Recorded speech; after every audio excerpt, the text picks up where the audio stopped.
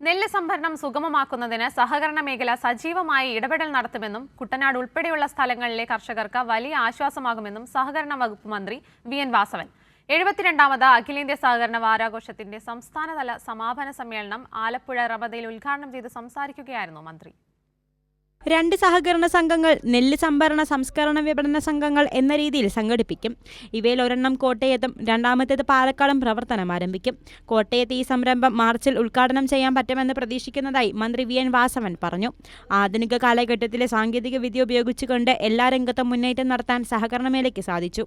ഉൽപാദന, സേവന, പശ്ചാത്തല വികസന മേഖലകളിൽ ഒരുപോലെ ഇടപെട്ടുകൊണ്ട് അന്തർദേശീയ തലത്തിൽ വരെ ശ്രദ്ധയാകർഷിക്കാൻ കേരളത്തിന്റെ സഹകരണ മേഖലയ്ക്ക് സാധിച്ചതായും മന്ത്രി പറഞ്ഞു. കാർഷിക മേഖലയിൽ, വ്യവസായ മേഖലയിൽ, മത്സ്യബന്ധനത്തിൽ, ഖാദി മേഖലയിൽ, അതേപോലെ തന്നെ തൊഴിലാളികളുടെ സഹകരണ സംഘങ്ങൾ, പ്രാഥമിക സേവന രംഗം, ഇങ്ങനെ തുടങ്ങി ജനജീവിതവുമായി ബന്ധപ്പെടുന്ന എല്ലാ രംഗത്തും സഹകരണ പ്രസ്ഥാനങ്ങൾ കടന്നു വന്ന് പ്രവർത്തിക്കുമ്പോൾ ഒരു തരത്തിലല്ലെങ്കിൽ മറ്റൊരു തരത്തിൽ സഹകരണ മേഖലയുമായി ബന്ധപ്പെടാത്ത ഒരു കുടുംബവും ഇല്ല എന്ന രൂപത്തിലേക്ക് മേഖല വളർന്നിരിക്കുന്നു എന്നതാണ് പൊതുവിൽ നമ്മൾ പരിശോധിക്കുമ്പോൾ ഈ മേഖലയുടെ അഭിമാനകരമായ പുരോഗതി. മുൻ എം.എൽ.എയും കേരള സംസ്ഥാന സഹകരണ യൂണിയൻ ചെയർമാനുമായ കൊലിയക്കോട് എൻ. കൃഷ്ണൻ നായർ അധ്യക്ഷത വഹിച്ചു. എം.എൽ.എമാരായ പി. ചിത്തരഞ്ജൻ, എച്ച്. സലാം, സഹകരണ സംഘം registrar doctor D. Sajith Babu തുടങ്ങിയവർ പങ്കെടുത്തു. കൈരളി ന്യൂസ്, ആലപ്പുഴ.